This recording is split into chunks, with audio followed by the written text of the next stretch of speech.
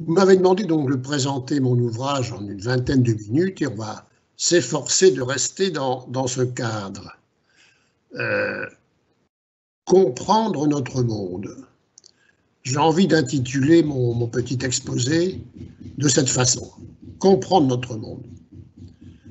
En effet, on est soumis au quotidien à un flot d'informations et d'images sans pouvoir véritablement ni les approfondir, ni les décrypter, ni les relier les unes aux autres. Et notre monde, pour beaucoup de gens, semble illisible, parce qu'il leur semble chaotique. En fait, notre monde devient complexe, pour reprendre la formule bien connue d'Edgar Morin.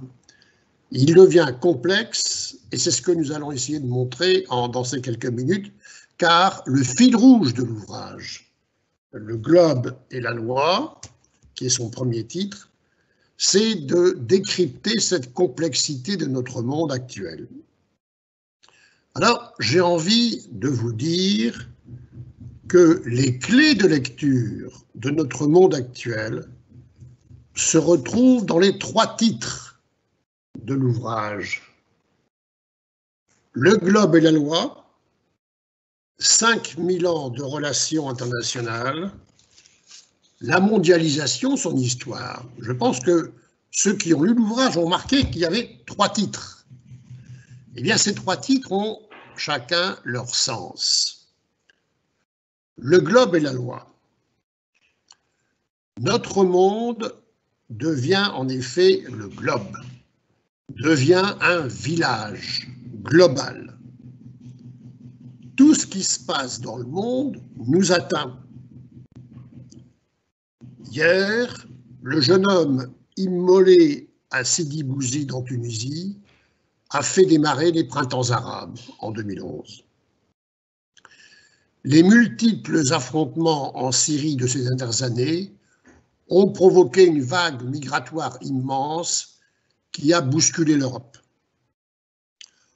Aujourd'hui, une épidémie du bout du monde, un marché chinois, a bouleversé le monde entier et est encore en train de le faire. Et ces tout derniers jours, c'est l'image d'un homme, George Floyd, mort d'une violence policière à Minneapolis, qui est venu secouer les capitales, les grandes villes, les opinions publiques, les classes politiques. Donc notre monde est ce village où tout ce qui se passe nous atteint. C'est une toile d'araignée où le simple frémissement d'un fil va faire bouger toute la toile. Mais ce village global est chaotique et désordonné, car il n'a ni mairie, ni gendarme. Il n'a pas de loi. Chacun fait sa propre loi. D'où l'absence de réponse à la question répétitive: comment marche le monde? Qui gouverne notre monde? Hier, les choses étaient faciles. Nous avions un monde plutôt stable et lisible, qui était gouverné à la fois par l'Union soviétique et l'Amérique, dans le cadre d'un système bipolaire, avec une puissance américaine qui était la garante d'un système multilatéral. Tout cela fonctionnait, eh bien tout cela n'existe plus. Nous sommes dans le désordre de ce village global. Donc, on vit tous ensemble, on vit ensemble tout ce qui se passe dans le monde, mais on le vit de façon extrêmement désordonnée et anarchique. Et on arrive au deuxième titre, 5000 ans de vie internationale. Pour comprendre ce désordre actuel, il faut remonter le fil de l'histoire. Il faut faire un peu d'histoire. Il faut remonter en arrière. Il faut remonter le temps pour plonger dans la longue histoire du monde, pour saisir le monde ancien toujours présent. Car il y a un monde ancien. Il y a un monde, je dirais, presque immobile, datant de 5000 ans, qui est le monde des États. Les États, ce sont les premiers villageois de notre village global. Ce monde des États existe depuis 5000 ans. Il a commencé à Sumer. Sumer a tout inventé, dont l'État. L'État qui demeure aujourd'hui, 5000 ans après Sumer, l'acteur central et permanent de la vie du monde. Qu'est-ce que l'État? L'État n'est pas né au XVIe siècle, n'est pas né à Westphalie. L'État a 5000 ans d'existence. Et il est le même aujourd'hui qu'hier et avant-hier. L'État, c'est l'assemblage de 4 acteurs, liés entre eux par un contrat social. Un peuple, un prince, un prêtre et un marchand. Le prêtre étant le personnage du sacré ou du religieux. Et c'est l'assemblage de ces 4 acteurs qui a fait l'État et qui continue de faire l'État. On en verra l'importance tout à l'heure. Cet ancien monde donc est fait des États qui sont apparus au cours des millénaires et des siècles. Vieux États, vieux peuples, vieille culture, vieille civilisation. La Chine, immuable depuis 4000 ans. Le Parti communiste chinois n'étant que la continuité du système mandarinal et impérial d'il y a 4000 ans. Les 3000 ans de la Perse, les 1500 ans du Japon, les 13 siècles de l'empire arabo-islamique et tout ce qu'il en reste, les 1500 ans des 2 grands mondes européens, l'Europe de l'Occident et l'Europe de la Russie, les 4 siècles de l'Amérique. Donc toute cette histoire, toute cette vieille histoire, a fait notre monde jusqu'au XXe siècle. Jusqu'au XXe siècle, le monde a été fait d'un club restreint d'États, une trentaine. Il y a au maximum une trentaine d'États. Et lorsque vous prenez l'image du Congrès de Berlin de 1890 et celle du Concile de Lyon de 1274, c'était à peu près les mêmes États qui étaient représentés au XIIIe siècle et à la fin du XIXe siècle. Ce monde de la société internationale classique était un monde oligarchique qui fonctionnait par l'empire, par la multipolarité ou la bipolarité. Tout ce monde s'est écroulé à la fin du XXe siècle. Et la question qui est posée aujourd'hui, c'est de savoir qu'est notre monde d'aujourd'hui, puisque le monde précédent semble s'être écroulé. On arrive au 3e titre du livre.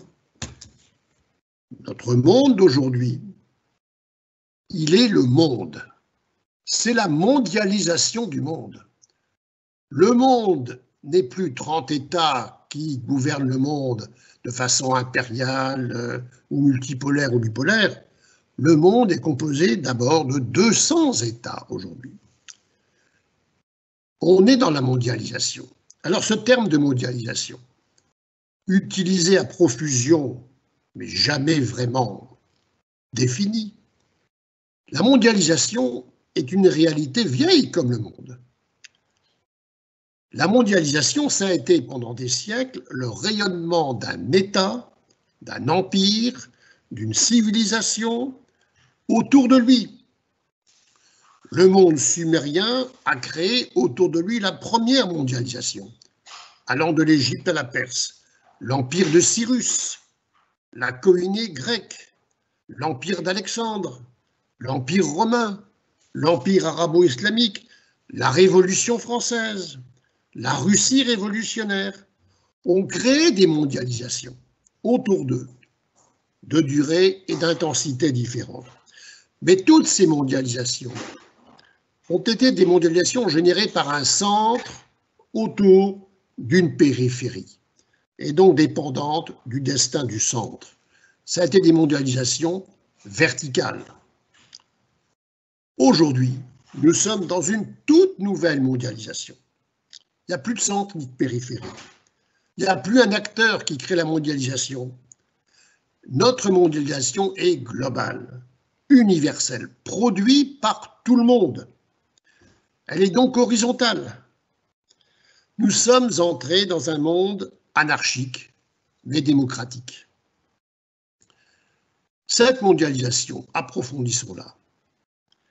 Elle est composée de 5 mondialisations, distinctes les unes des autres et qui s'enchevêtrent les unes aux autres.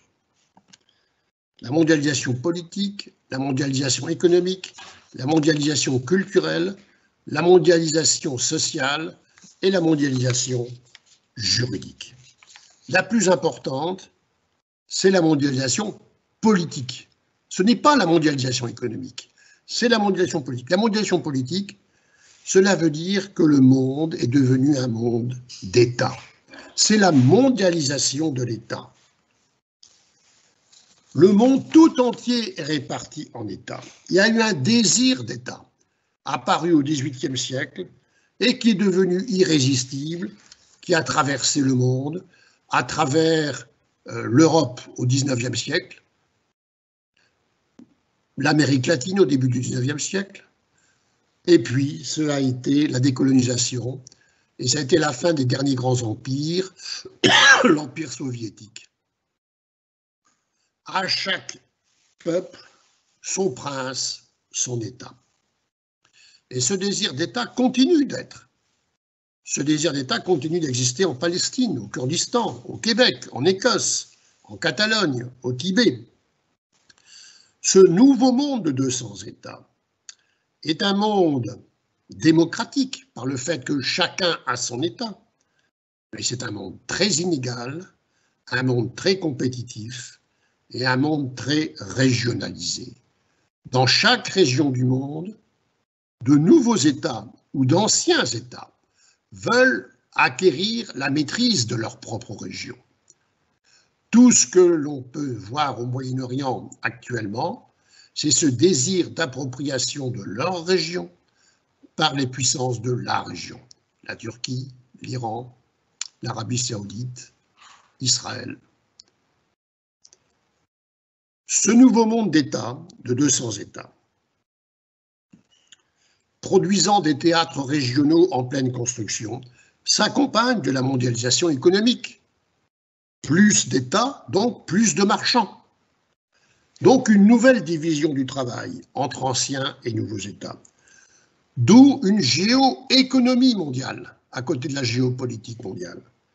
Géoéconomie faite de 2 conflits, le conflit entre les vieilles économies et les économies émergentes, et le grand conflit entre le monde occidental et l'économie chinoise. La 3e mondialisation est la mondialisation culturelle. Autant d'États, autant de reconnaissance de culture qui avant ne se voyaient pas. Mais cette reconnaissance de toutes les cultures, cette promotion de toutes les cultures, cette affirmation de toutes les civilisations a créé des conflits civilisationnels. Là, on retrouve Braudel et Huntington. Le monde n'est pas fini, car le monde s'est mondialisé en 200 États et en autant de cultures, et d'intérêt pour chaque culture de se défendre par rapport aux autres. Les valeurs asiatiques, le religieux islamique, l'hindouisme radical, le panslavisme russe, la christianité hongroise, autant d'affirmations de culture, de vieilles cultures, qui aujourd'hui peuvent exister et se reconnaître. La 4e mondialisation est la mondialisation sociale. C'est l'apparition, ou plutôt la démultiplication, à côté des États, des acteurs non étatiques. De toute cette série d'acteurs que sont les églises, les organisations non gouvernementales, les lanceurs d'alerte, les médias transnationaux, les personnalités mondiales de Solzhenitsyn à Bill Gates, les réseaux Internet, tous ces acteurs et tous ces processus, les mafias, viennent atteindre les États, les ébranler, viennent liquéfier l'État solide, entraînant une certaine fragilité de l'État. Aujourd'hui, un cabinet d'avocats pourra mettre à mal une grande firme multinationale ou un État. Un terroriste, un individu, pourra ébranler dans son tréfonds un État. Cette quatrième mondialisation, qui est la multiplication d'acteurs non gouvernementaux, est également une forme de démocratisation, accompagnant la démocratisation de l'État, mais entraînant évidemment une complexité nouvelle, une anarchie nouvelle, un désordre nouveau. La cinquième mondialisation, c'est la mondialisation juridique, telle que je l'appelle, c'est-à-dire la prise de conscience par les peuples comme par les princes de l'existence d'intérêts supérieurs à ceux de chaque État. Cette prise de conscience a commencé à la fin du XIXe siècle et s'est accélérée par les deux guerres mondiales et après les deux guerres mondiales. Cette idée que les États ont intérêt à ce qu'une certaine communauté internationale naisse avec des règles internationales nouvelles. La suppression du droit à la guerre, le développement des organisations internationales et du système onusien, et tout récemment, l'émergence de la notion de bien public de l'humanité, relevant d'une gestion mondialisée.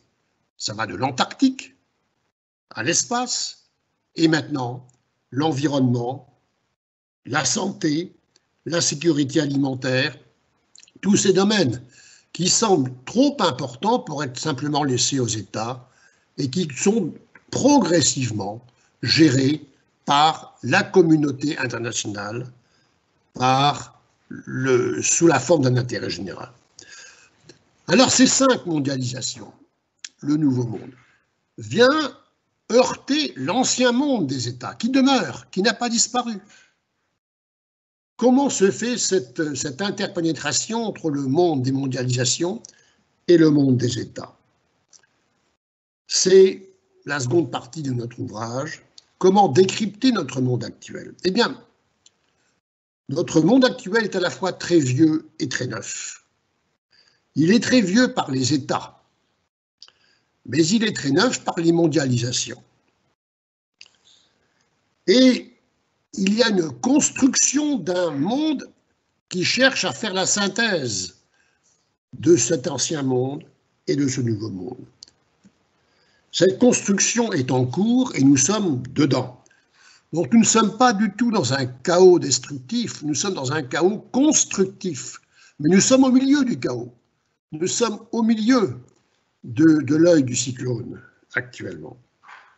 Car il n'y a plus l'hyperpuissance américaine régulatrice, il n'y a plus le système bipolaire et les règles anciennes ne peuvent plus s'appliquer.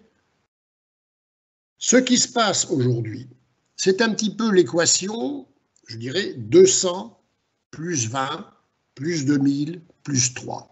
200 plus 20 plus 2000 plus 3. 200, c'est le nombre d'États.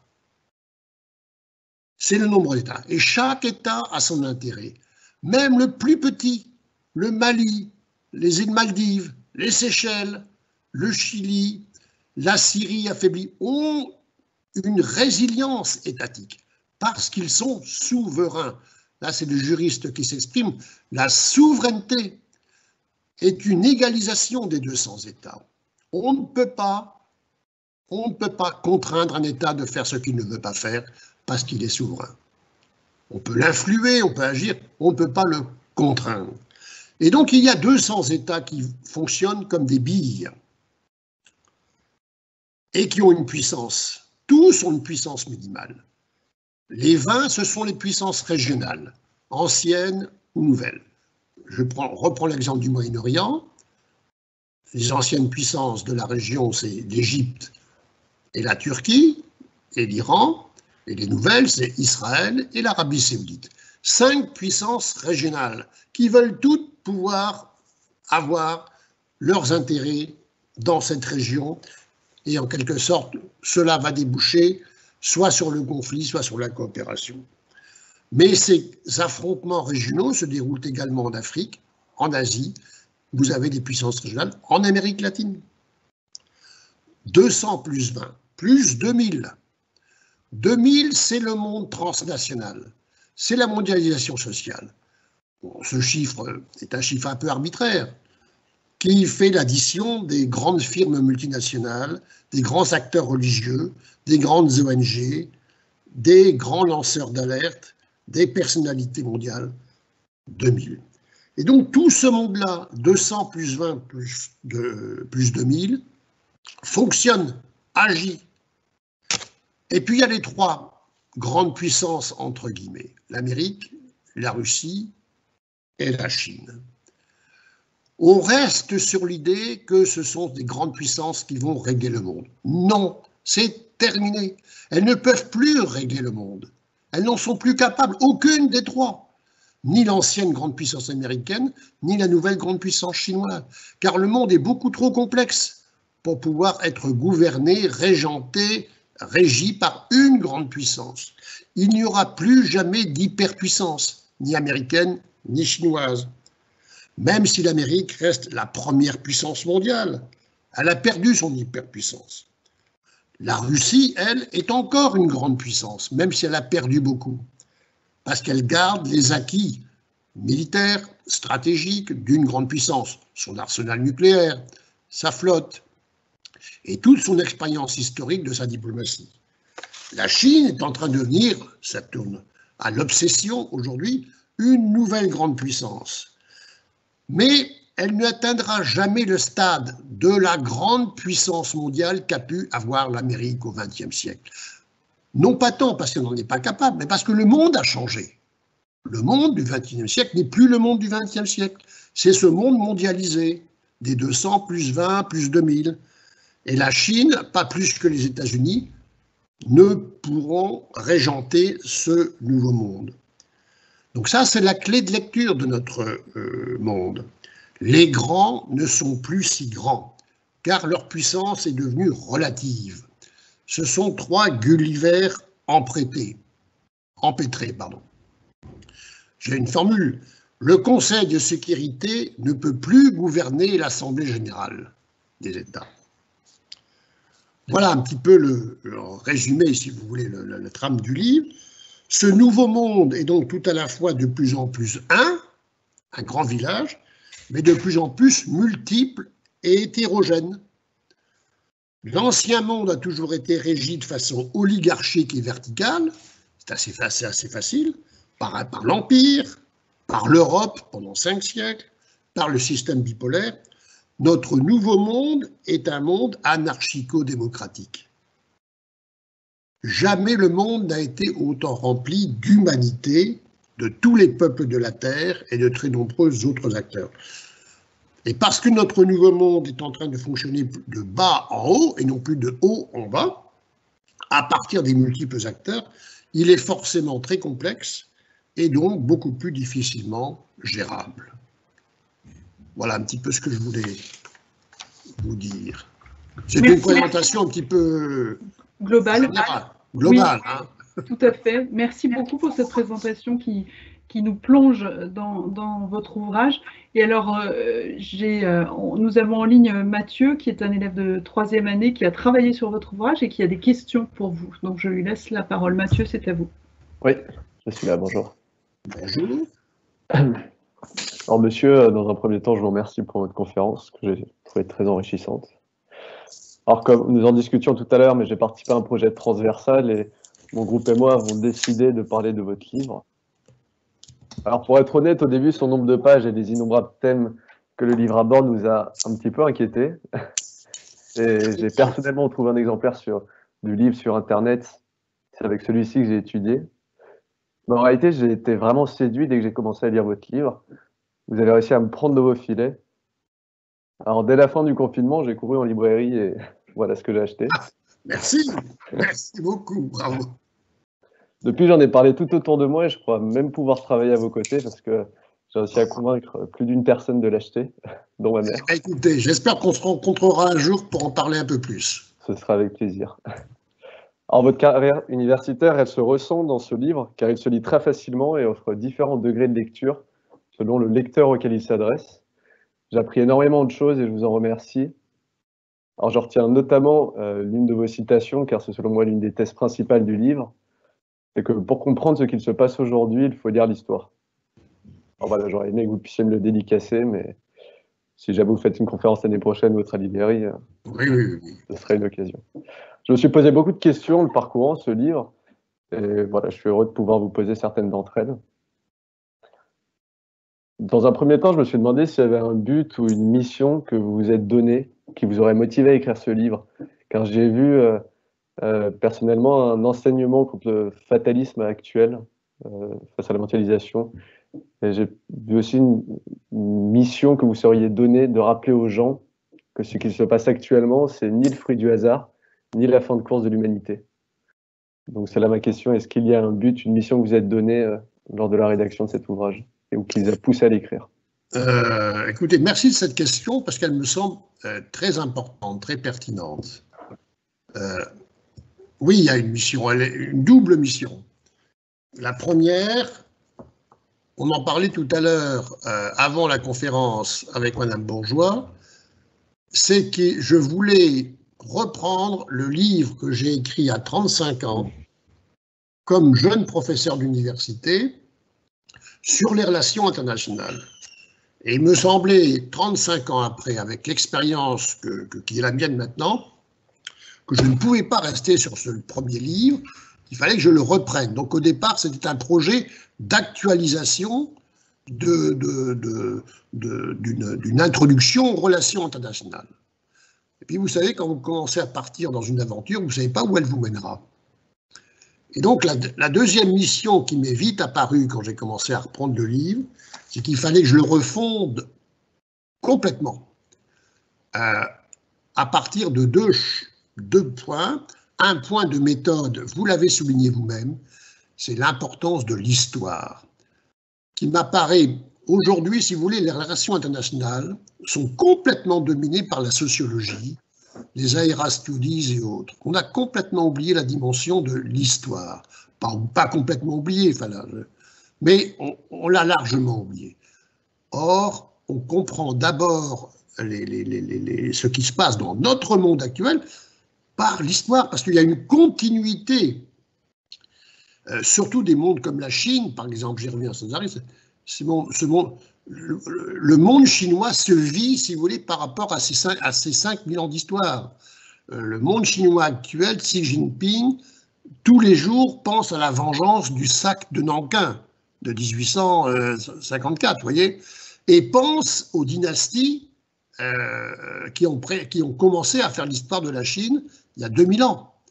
Et il se réfère, d'ailleurs Mao Tse-tung lui-même se référait à cette dynastie pour dire, voilà, moi je suis plus proche de la dynastie de Song. Donc, un point de méthode, l'histoire. Et un point de fond, c'est que je suis un optimiste et non pas un pessimiste. Donc, je suis complètement, en désaccord avec toutes les thèses sur le déclinisme, voilà. Et l'idée, si vous voulez, que la Chine va dominer le monde demain, ou que, bon. Non, on est dans un monde qui se reconstruit par tous. Et donc, qu'est-ce qu'il va donner? J'en sais rien, si vous voulez. Mais cette idée qu'on est enfin dans un monde où tout le monde participe, ça m'apparaît très important à souligner et à suivre, vous voyez. Et c'est cette idée-là, cette mission qui consiste à dire que notre monde n'est pas catastrophique, au contraire, il est passionnant. Et en plus, on est dedans. C'est le nôtre. Très bien. Alors justement, pour mettre un petit peu... vous parliez d'histoire, vous dites que l'histoire explique ce qui se passe aujourd'hui, que le passé éclaire le présent. Pensez-vous que la pandémie à laquelle nous faisons face actuellement, elle répond à cette même logique? Ou alors ça n'a rien à voir et... Si, bien sûr. Ça peut être anonyme. Il se trouve que j'écris une petite lettre de géopolitique mensuelle, voilà, pour des amis, pour une centaine d'amis. Ce n'est pas une lettre grand public, mais c'est une lettre que je partage avec des amis depuis 5 mois, depuis que nous sommes confinés, quoi, en gros, depuis février-mars. Bon. Et dans ma première lettre, tout de suite, je disais, mais vous savez, cette pandémie, il faut tout de suite la relier aux grandes pandémies qui ont été celles de l'histoire, voir ce qu'elles ont été. dans leurs époques. La peste dans l'Empire romain, vous voyez, la grande peste noire au moment de l'affrontement entre Byzance et l'Empire islamique. Vous savez que la grande peste noire a accéléré l'affaiblissement de Byzance, quoi. Accéléré l'affaiblissement de Byzance. Bon, la grippe espagnole de 1920, qui, alors qu'elle a fait beaucoup plus de morts que d'autres pandémies, est passée complètement sous silence parce qu'elle arrivait juste à la fin de la guerre. Et on était tellement soulagés de la fin de la Première Guerre mondiale qu'on a complètement zappé la grippe espagnole. Donc, il y a une histoire des pandémies. Il y a une histoire des pandémies, là, donc, à laquelle il faut relier la pandémie actuelle. Mais l'élément nouveau, c'est que nous sommes dans la mondialisation. Si vous voulez, pour la première fois, vous avez une pandémie partie d'un endroit de la toile d'araignée, là, un marché de poissons à Wuhan, et qui couvre le monde entier. On a dit, moment, non, c'est l'Europe. Ah ben maintenant, c'est l'Amérique. Et maintenant, l'Amérique du Sud, et puis même donc le monde entier, si vous voulez. La mondialisation de cette pandémie est quand même quelque chose de frappant. Et donc, la mondialisation des chocs subis. Des chocs économiques, des chocs sociaux, des chocs culturels, où chacun réagit à sa façon, mais à un certain moment, et là on retrouve ce que je disais tout à l'heure, chaque État réagit à sa façon, dans sa souveraineté, avec son système sanitaire, mais de l'autre, on se rend compte qu'on ne peut pas être seul pour résoudre ce problème du Covid, qu'il faut travailler ensemble. Il faut travailler ensemble pour les vaccins. Enfin, il y a des solidarités qui se créent. Donc il y a à la fois le retour de souveraineté des États, et l'avancée d'une mondialisation pour gérer la pandémie. Oui, donc, le Covid peut parfaitement s'analyser par rapport à toute cette problématique et à l'histoire.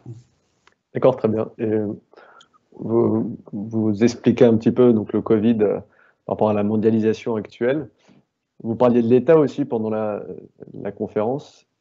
Est-ce que vous croyez que l'État, que vous mettez quand même au premier plan, et malgré son apparente multiplication, est-ce que vous pensez qu'il se marginalise aujourd'hui? On entend beaucoup parler ne serait-ce qu'avec le développement de certaines sociétés privées, on commence à parler d'obsolescence de l'acteur public, de privatisation des services, et puis aussi cette mondialisation juridique et tous ces phénomènes. Est-ce que vous pensez qu'ils ont tendance à marginaliser l'État, même si, dans les faits, il y a une multiplication d'États qui s'est faite récemment? Certains d'entre eux affaiblissent l'État. Certains d'entre eux ébranlent l'État. Tous pénètrent l'État. C'est ce que les théoriciens ont appelé la porosité nouvelle de l'État. Nous sommes dans un monde où l'État devient de plus en plus poreux, avec tout ce qui le pénètre, des firmes multinationales, de la private. Mais l'État reste au cœur du système. Pourquoi? Pour une simple raison. C'est ce que je rappelais à propos de Sumer et de la création de l'État. Quand l'État se crée, il y a 5000 ans, à Sumer, il se crée par l'assemblage historique d'une population sur un territoire qui va se donner un religieux, un sacré, et qui va se doter d'un prince pour se protéger et établir une frontière. Et cet assemblage d'un prince et d'un peuple, c'est ça l'État. Et on n'a pas trouvé mieux depuis. Si demain se crée une fédération mondiale, eh ben l'État disparaîtra. Si demain se crée une fédération européenne, l'État disparaîtra en Europe. Il y aura comme en Amérique, aux États-Unis, une fédération. On n'en est pas là. On en est dans un monde où les gens se sont battus pour avoir leur État, pour retrouver leur État. Les peuples d'Europe de l'Est, la Hongrie, la Tchécoslovaquie, qu'on dit populistes, en fait, ils se sont battus pour retrouver leur État, leur histoire. Et il n'est pas question pour eux d'abandonner leur souveraineté. Ils viennent tout juste de la retrouver. Les jeunes peuples viennent de constituer leur État. Il y a 30 ans, 40 ans, 50 ans. Le rêve, par exemple, d'Nkrumah de faire une fédération africaine avec tous les États, n'a pas marché. Comme n'avait pas marché le rêve de Bolivar de faire une fédération des nouveaux États d'Amérique latine en 1820, vous voyez. Parce que l'État, c'est le seul lien juridique actuel entre un peuple et un prince, qui sont les deux acteurs fondamentaux de la vie internationale. Très bien. Bah, écoutez, je vous remercie. Voilà, alors je vais continuer puisqu'on a quelques questions du public qui ont été transmises en ligne pendant l'intervention les questions de Mathieu. Donc merci de lui avoir répondu. Et la première question que je vais vous proposer, qui fait un peu suite à ce qu'il a dit, c'est qu'est-ce qui pour vous définit le mieux la puissance d'un pays? Vous savez que les paramètres classiques de la puissance, on les connaît. On les enseigne, je dirais, dans toutes les écoles de relations internationales. Il y a le territoire, la population, la puissance militaire, l'environnement, voilà, la géopolitique. Donc, tous ces paramètres classiques font la puissance. Et puis, il y a les paramètres nouveaux. Il y a les paramètres nouveaux. La puissance économique, qui aujourd'hui constitue un paramètre essentiel, ce qui n'était pas le cas il y a encore un siècle. Hein. Une grande puissance, c'était une grande puissance militaire qui pouvait gagner les guerres et faire de la diplomatie. La puissance économique est aujourd'hui tout aussi importante parce que la puissance économique permet d'avoir les autres paramètres. Avec l'argent, vous pouvez avoir une armée plus puissante. Avec l'argent, vous pouvez avoir plus de recherche et de développement. Et il y a de nouveau un autre paramètre de la puissance, c'est le soft power, la puissance douce, qui est devenue très à la mode, mais qui est très importante. C'est-à-dire le fait d'influer les autres acteurs sans utiliser la contrainte, sans utiliser la puissance militaire, mais par la séduction, c'est-à-dire l'attraction universitaire, l'idéologie, les médias. La puissance douce est aujourd'hui essentielle, par exemple dans la puissance américaine. Quel que soit son président, l'Amérique garde un soft power considérable, qui fait que l'Amérique demeure attractive dans le monde entier. Bon. Et vous avez un dernier élément de la puissance, c'est l'image. C'est l'image c'est la puissance perçue. Quelle que soit votre force, l'image que vous donnez va faire qu'on va vous prendre peut-être pour plus puissant que vous n'êtes. Regardez ce qui s'est passé par exemple en Syrie, c'est très intéressant. Il y avait pendant toute une période 200 GIs américains qui étaient stationnés dans le nord de la Syrie auprès des Kurdes. 200, c'est rien du tout. Mais ces 200 GIs ont fait que personne n'osait toucher aux Kurdes qui étaient protégés par les Américains. Du jour où ces 200 GIs sont partis, là c'est la puissance perçue. Un GIS américain, on ne tue pas un GIS américain sans en voir les conséquences. Bon. De même, la puissance russe, la puissance de la Russie, à mon avis, est perçue plus forte qu'elle ne l'est en réalité, par l'adresse diplomatique de Poutine. Un chef d'État peut conférer à son État une image, lui donner une image qui vient renforcer sa puissance. Donc tous ces paramètres, les paramètres classiques et les paramètres nouveaux, font la puissance de tel ou tel État. Mais il y a, je l'ai dit, il y a trois grandes catégories de puissance. Tout État, même le plus petit, a une puissance minimale. Tout État a la puissance minimale. Parce qu'il a la souveraineté juridique et il a des intérêts propres. Ces deux éléments, souveraineté et intérêt. Une vingtaine d'États, une trentaine d'États ont une puissance régionale. Puissance capable d'agir, de stabiliser ou de déstabiliser une région. Et puis, il y a les grandes puissances qui demeurent ou qui se créent. Mais elles n'ont plus une puissance de grande puissance. Elles ont une puissance relative. Donc, ces catégories, puissance minimale, puissance régionale, puissance relative, sont des catégories, des qualificatives que la mondialisation a engendrées par rapport au monde des États. Voilà ce qu'on peut dire sur la puissance. Alors, pour continuer sur la souveraineté, vous parlez de la souveraineté comme d'un principe égalisateur infaillible entre les États. Quid du droit d'ingérence humanitaire qui a eu une influence majeure sur des États comme la Libye, le Nigeria, le Kosovo, etc.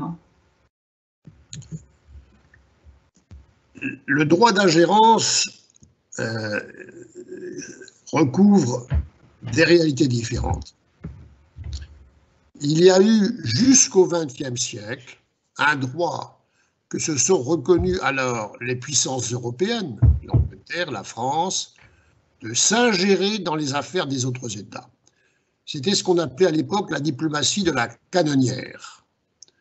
Lorsqu'on allait mettre 2 bateaux face au port de Valparaiso pour contraindre les États latino-américains à payer leurs dettes, ou qu'on allait envoyer des navires près des côtes chinoises, le droit d'ingérence, qui n'avait rien d'humanitaire, qui était tout à fait politique et impérial, bon, mais qui était parfois camouflé, baptisé d'ingérence humanitaire. Puis est apparu au XXe siècle, effectivement, avec le développement du droit humanitaire, l'idée de l'ingérence à des fins humanitaires, pour sauver des populations. C'est ce qui est apparu au moment du conflit du Biafra, au Nigeria, toute l'action menée par Bernard Kouchner à l'époque, bon, qui ensuite a été théorisée et consacrée dans le droit d'intervention humanitaire, et qui s'est appliqué à la Libye. Lorsque la France et l'Angleterre sont intervenues, avec l'autorisation des Nations Unies, pour protéger les populations de l'Est de la Tripolitaine face à l'attaque des chars de Muammar Kadhafi. Mais vous savez que cela a déclenché une crise politique, puisque cette intervention n'a pas débouché sur la reconstruction d'un État en Libye. Aujourd'hui, on est dans ce balancement entre l'affirmation d'un droit humanitaire d'action qui est consacré par une résolution de l'ONU. Il y a une résolution onusienne qui l'a consacré juridiquement. Et de l'autre, c'est l'affirmation de la souveraineté des États, de chaque État.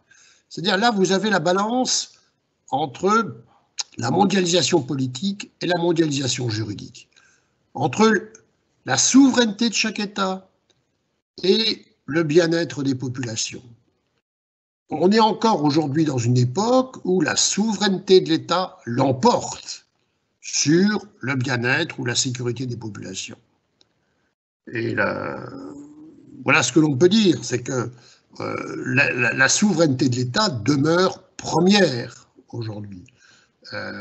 On aura beau dire, personne n'ira intervenir pour aller sauver des vies humaines qui sont en danger par des procès injustes. Bon. L'État est fondamentalement souverain.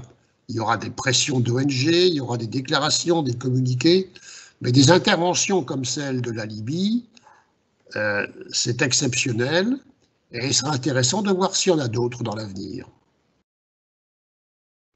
Merci beaucoup. Vous avez dit tout à l'heure votre attachement à l'histoire et on a une personne qui pose cette question en ligne. Vous dites que l'histoire est la clé pour comprendre les relations internationales. À ce titre, pensez-vous pouvoir répondre à l'éternel débat? L'histoire est-elle un éternel recommencement ou une progression vers un monde nouveau? Eh bien, si vous m'avez bien entendu, vous avez compris que pour moi, ce n'est pas une réponse de Normand, c'est les deux. C'est à la fois un éternel recommencement parce qu'il y a une part d'histoire qui est immobile. Il y a une part de la Chine qui est identique aujourd'hui à ce qu'elle était il y a 5000 ans. une part très importante. On ne peut pas comprendre, là aussi je l'explique en partie, la gestion du Covid en Asie par l'influence du confucianisme. Le confucianisme, qui est ce système de pensée né en Chine, mais qui a marqué tout le monde asiatique, est un système de pensée dans lequel l'autodiscipline collective est la première des valeurs. Il faut d'abord obéir à sa famille, et puis ensuite obéir au chef du village et obéir à l'empereur. Voilà. Donc ce système repose sur un mode de vie qui est, le confucianisme demeure aujourd'hui ce qu'il est depuis 5000 ans et qui marque ce monde asiatique. Nous sommes dans un monde totalement différent, marqué par le libéralisme, l'individualisme, si vous voulez, où on serait incapable de pratiquer la gestion du Covid telle qu'elle s'est faite dans le système asiatique. Donc, l'histoire est à partie un éternel recommencement. Le Covid l'a montré pour le monde asiatique, mais l'histoire bouge par le fait que le monde change, comme on le dit, par les mondialisations, par les 5 mondialisations et leurs effets sur le monde. Donc, l'histoire actuelle, nous sommes au cœur d'une histoire qui vient bousculer l'histoire précédente. Mais ces deux histoires, l'histoire précédente et l'histoire actuelle, s'interpénètrent aujourd'hui. Donc l'histoire est à la fois un éternel recommencement et un changement du monde. Merci. Alors, vous vous dites un grand optimiste. Cela va-t-il jusqu'à penser que l'Europe, dont la naissance remonte au traité de Rome en 1956, a un avenir, et si oui, lequel ? En particulier, a-t-il des chances de gagner en souveraineté par rapport à ses États membres? Là encore, il est intéressant de voir qu'il y a un effet Covid sur l'Union européenne actuellement, qui est en train de se passer. C'est passionnant de suivre ce qui se passe actuellement. Il y a 3 mois, lorsque le Covid est arrivé en Italie, en France, mais bon, ça a été une pagaille totale au sein de l'Union européenne. Chacun a agi à sa façon, chacun a fermé ses frontières comme il voulait, chacun a défendu ses médicaments et ses respirateurs, il n'y a eu aucune coordination. Puis, on est passé progressivement de semaine en semaine à une prise de conscience par l'Union européenne de son intérêt commun, de la solidarité commune. Et on est à la veille, là, actuellement, je crois que c'est le 19 juin que cela va se tenir, d'un Conseil européen qui va décider d'une solidarité européenne nouvelle par la création d'un budget fédéral extrêmement important. C'est une étape révolutionnaire de l'Union européenne si cela se décide.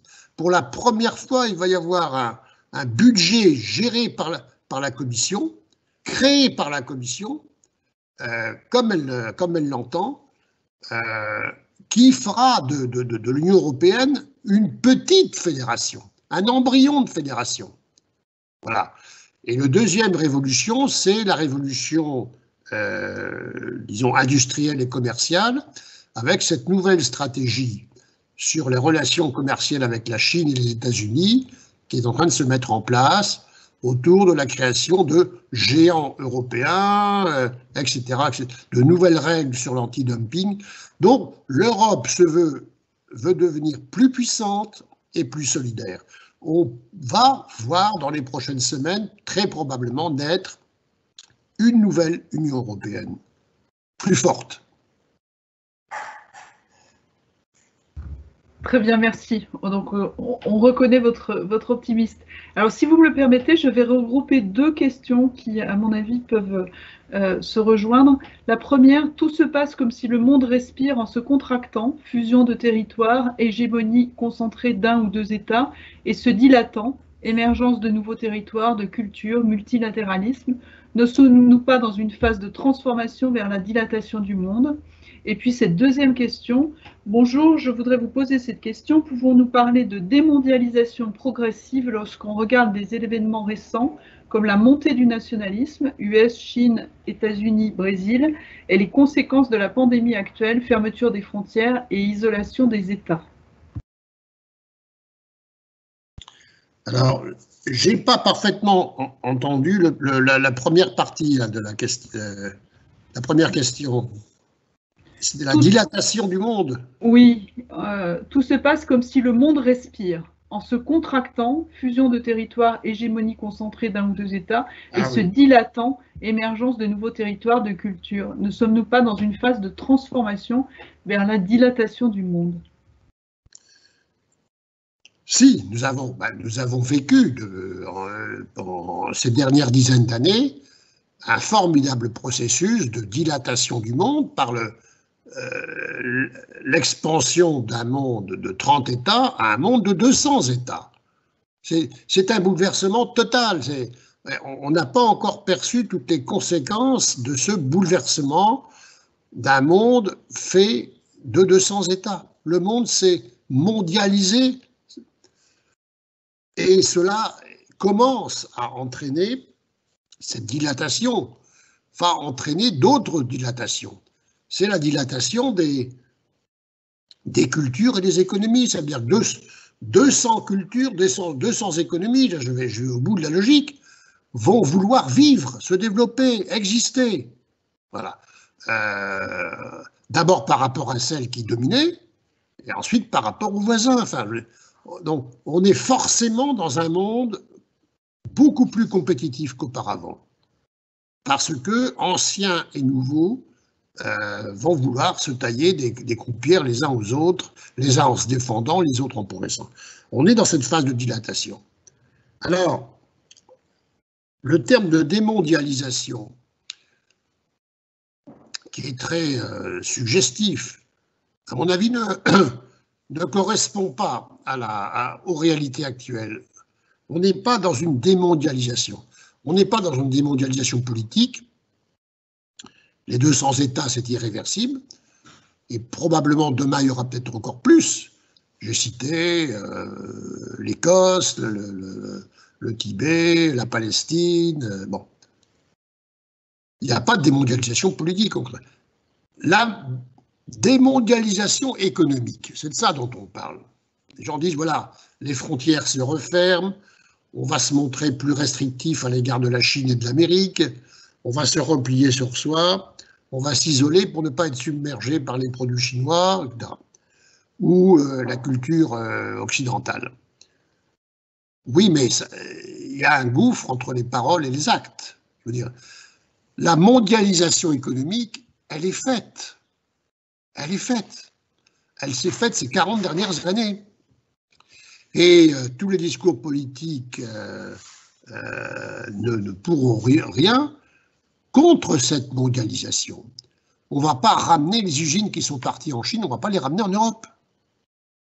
On va peut-être produire en Europe un peu plus de médicaments.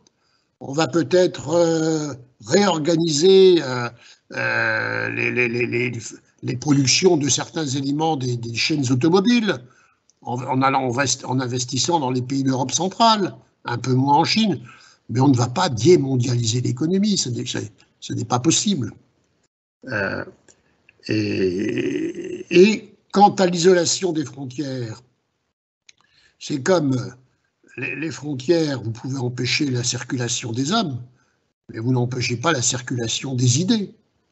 Internet, la société transnationale font que les frontières sont toutes relatives. Regardez dans les pays européens les plus populistes que sont la Pologne et la Tchécoslovaquie, où vous avez des régimes quand même autoritaires qui veulent fermer leurs frontières aux migrants, très bien. Mais le débat continue à l'intérieur de ces pays parce que les sociétés sont marquées par les idées. Et donc les sociétés hongroises et les sociétés tchèques restent habitées par des problématiques qui ne sont pas nécessairement celles de leurs dirigeants actuels. Donc cette mondialisation des idées, elle est là, elle est irréversible. il ne peut pas y avoir de démondialisation, il peut y avoir, et il va y avoir, rééquilibrage entre les mondialisations en cours et, je dirais, le bien-être, la stabilité de chaque peuple. Là, oui, donc par certains arbitrages. Mais pour ce qui est de l'Europe, ça passera très probablement par plus d'Europe et pas par moins d'Europe.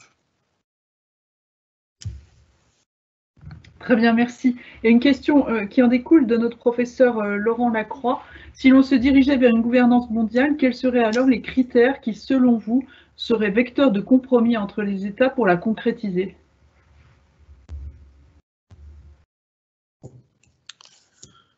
Ben, c'est simple. Pour qu'il y ait une gouvernance mondiale, il faut qu'il y ait un peuple mondial. Parce qu'encore une fois, l'État, c'est le contrat entre un peuple et un prince. C'est ça l'État. C'est pas seulement une gouvernance. Un État, c'est un peuple, une population qui vit dans un cadre avec des frontières. Donc, pour qu'il y ait une gouvernance mondiale, il faut qu'il y ait un peuple mondial. Les grandes fédérations n'ont pu se bâtir que parce que les populations l'ont accepté ou l'ont voulu. Les États-Unis d'Amérique sont devenus une fédération par la volonté, d'abord des 13 colonies, les 13 premières colonies qui ont voulu leur indépendance, mais s'y réunir, et ensuite, c'était la guerre de sécession extrêmement douloureuse qui a fabriqué cette fédération américaine. La Suisse est devenue une fédération, même si elle s'appelle confédération, parce que les différentes populations de Suisse l'ont voulu. Il y aura gouvernance mondiale si les populations mondiales veulent cette gouvernance mondiale. Donc, encore une fois, on ne peut plus rien décréter par le haut. Tout vient, enfin tout, il faut que ça vienne d'abord du bas. Donc, une ONU, l'ONU, c'est le symbole de l'existence de 200 États, mais pour que l'ONU se transforme en gouvernance mondiale, il faudrait que les 200 peuples acceptent de n'en former plus qu'un. Je ne crois pas qu'on en est là du tout. Je ne pense pas d'ailleurs. Je ne pense pas que ce soit concevable.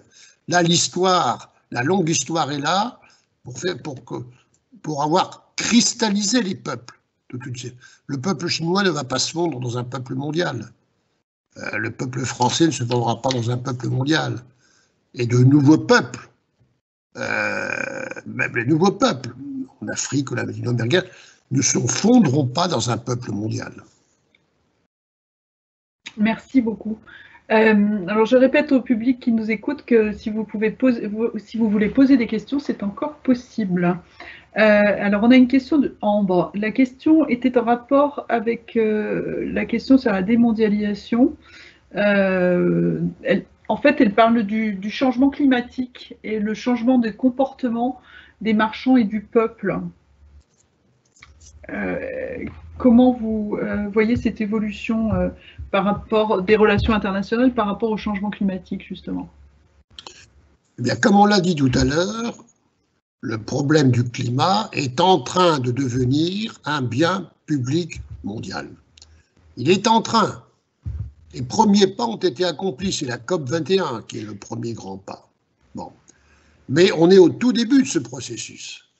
Mais ce processus est peut-être en train de s'accélérer. Et on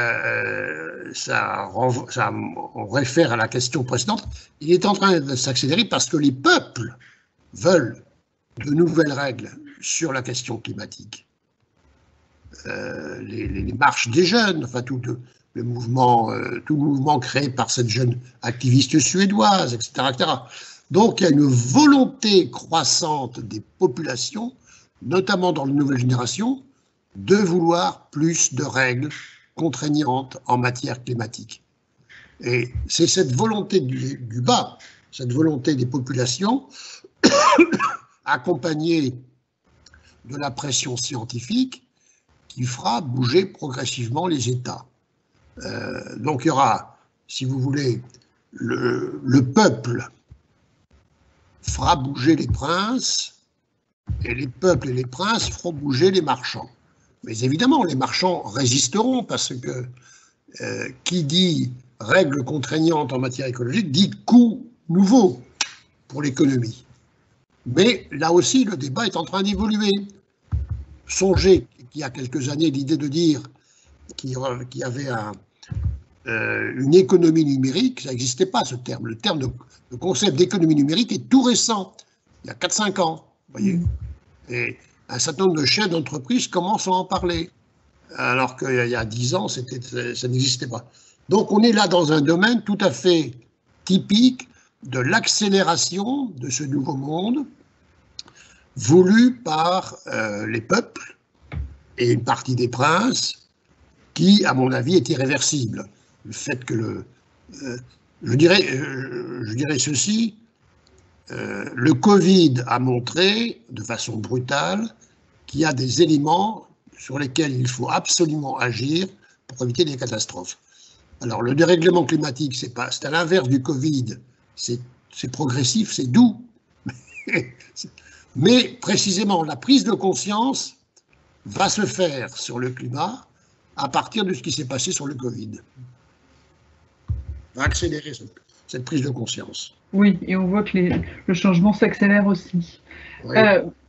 Monsieur Oettinger, on en parlait tout à l'heure, vous avez eu une double carrière, donc d'universitaire, de juriste, de spécialiste de droit plutôt, et vous avez été ambassadeur à plusieurs reprises. Est-ce que vous pouvez nous parler un petit peu de cette carrière diplomatique, si cela ne vous embête pas, puisque nous avons la chance de vous avoir avec nous ce soir. Vous avez été, par exemple, le premier ambassadeur de France en Estonie en 1991. Oui. Que vous dire? Eh bien,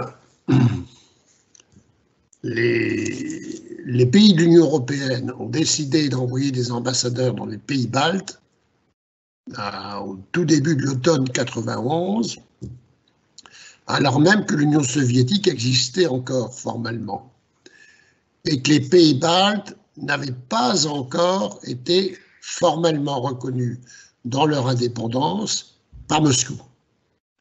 Donc ça a été vraiment une aventure, ça a été une décision forte de l'Union européenne que de demander aux pays États membres d'envoyer des ambassadeurs, alors même qu'il n'y avait pas de relations diplomatiques et que ces États existaient à peine. Voilà, donc ça a été une véritable aventure. Moi, je suis arrivé là-bas avec 2 valises dans une chambre d'hôtel où j'ai planté le drapeau. Mes collègues étaient pareils, l'américain, l'allemand avaient leur chambre d'hôtel, et c'était donc tout à fait extraordinaire. Il y avait encore des chars soviétiques dans les rues, dans les places de Tallinn, vous voyez. Il y avait encore la présence de l'armée soviétique, qui allait disparaître dans quelques semaines plus tard. Mais donc, c'est là, ça a été un moment historique que celui d'assister à, comment dire, au démantèlement de l'Union soviétique. Et voilà, ce que je retiens surtout, c'est cela. La seconde image, c'est la rapidité avec laquelle ce petit pays qu'est l'Estonie, complètement inconnu de la France d'ailleurs, à l'époque, est devenu un petit dragon, à l'image des pays, des dragons asiatiques, puisqu'aujourd'hui l'Estonie a une économie flamboyante. C'est le pays où l'économie numérique est la plus forte en termes de pourcentage par rapport à l'économie nationale, etc., etc. Vous voyez, c'est un pays reposant entièrement sur la technologie et le système numérique, mais c'est un pays qui a des problèmes liés au fait que 25% de sa population est russophone. Voilà, et qui a ce problème d'une communauté minoritaire bien connue de la part d'autres États, à l'égard de laquelle il est difficile de procéder complètement à une intégration. Les Russes et Estoniens continuent de parler russe, de lire le russe, de se tourner vers les télévisions russes, alors qu'ils sont citoyens estoniens. Et vous avez eu l'impression de pouvoir mettre en place une relation France-Estonie à l'époque que vous voyez perdurer aujourd'hui? Ah oui, tout à fait. De créer une relation entre la France et le monde baltique, qui n'existait pas du tout.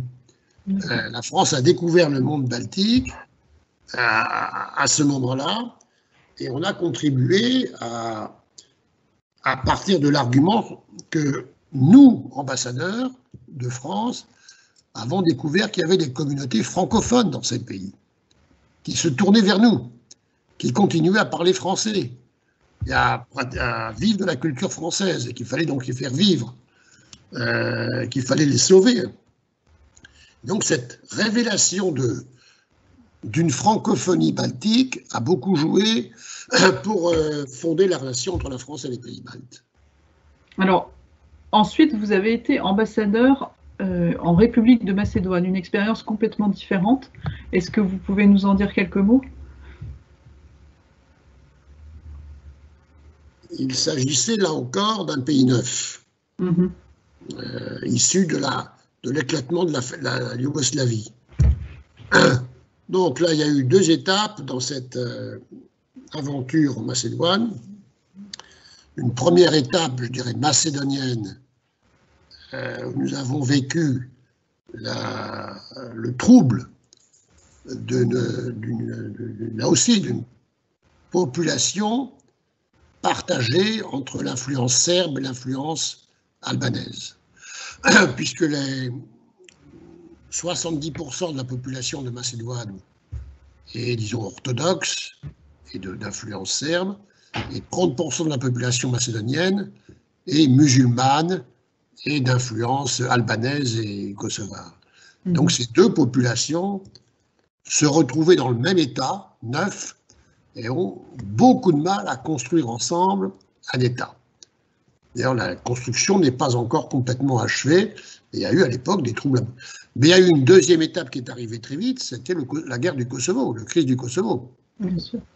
Alors il se trouve que c'est moi qui ai été amené à gérer la crise du Kosovo, car notre ambassadeur en Yougoslavie ne pouvait plus aller au Kosovo. Et disons qu'il y a eu un accord entre l'autorité yougoslave, les autorités françaises, pour que ce soit les ambassadeurs en Macédoine qui s'occupent du Kosovo. Et donc j'ai accompagné mon collègue américain au Kosovo, au tout début de la crise du Kosovo, et j'ai géré la crise du Kosovo donc jusqu'à son point final dans les 3 dernières années de mon mandat, c'est-à-dire les tentatives de négociation avec M. Milošević, que j'ai rencontré plusieurs fois, puis le déclenchement de la guerre, des bombardements, la force, l'arrivée de la KFOR des forces européennes au Kosovo, et la gestion du Kosovo par un mandat international qui a été confié alors par l'ONU à Bernard Kouchner, pour commencer. Voilà. Et la création d'un Kosovo. Donc voilà, j'ai vécu tout cela, qui était à la fois très dur et très riche.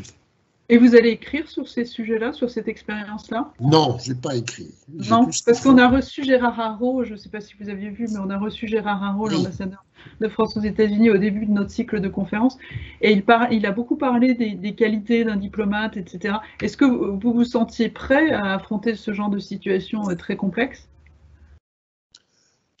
Ben oui. Par votre carrière universitaire, etc. Quelles qualités vous avez dû mettre en avant? De l'empathie, comme disait M. Haro, Écoutez, oui, c'est une question un peu personnelle.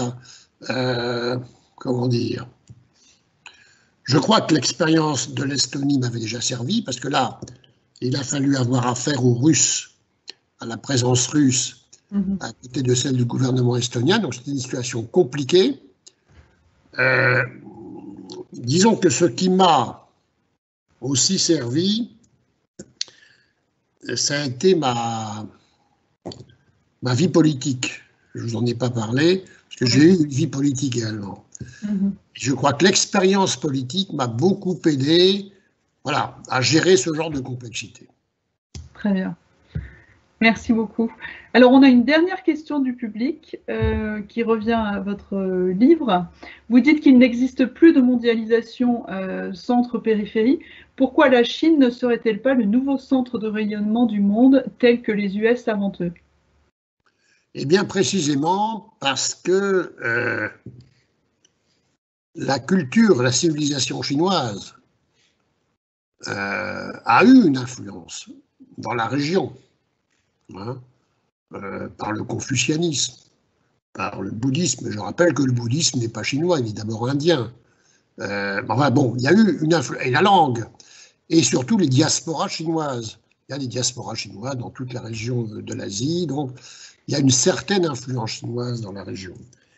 Mais il manque à la civilisation chinoise, il manque totalement, ça c'est mon analyse, mon point de vue, cet universalisme que vous retrouvez dans la civilisation américaine.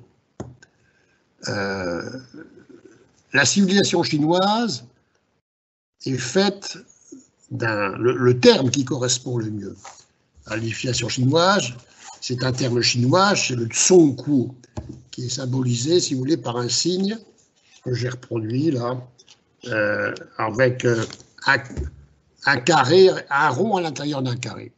C'est-à-dire que la Chine s'est toujours vécue par rapport à elle-même, comme l'empire du milieu. Elle s'appelle comme ça, l'empire du milieu. Et autour sont les autres mondes. Mais moi, je suis l'empire du milieu avec l'empereur. Et c'est à l'inverse de la dimension universelle. Et je ne vois pas comment la civilisation chinoise, la Chine peut, si vous voulez, faire une révolution copernicienne et faire en sorte que ces idéaux, en plus des idéaux qui sont maintenant formatés par l'idéologie communiste, qui reste quand même l'idéologie dominante de la Chine, vont universaliser dans le monde entier. Et d'ailleurs, quand on analyse les choses de près, on s'aperçoit que les pays qui ont des relations importantes avec la Chine, des pays africains qui ont des relations importantes avec la Chine, l'Éthiopie, le Kenya et d'autres, qui accueillent volontiers les marchands chinois, les investissements chinois, ne viennent pas imiter le modèle chinois. Il n'y a pas un modèle chinois de... Bon,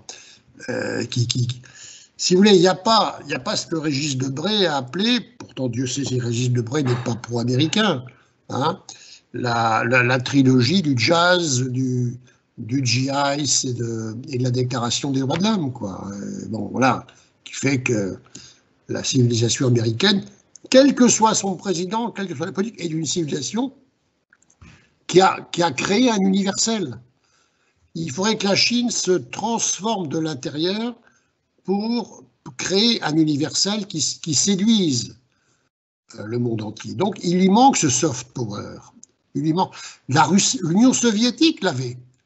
L'Union soviétique, parce qu'elle portait l'idéologie communiste qui était à l'époque une idéologie présente dans le monde entier.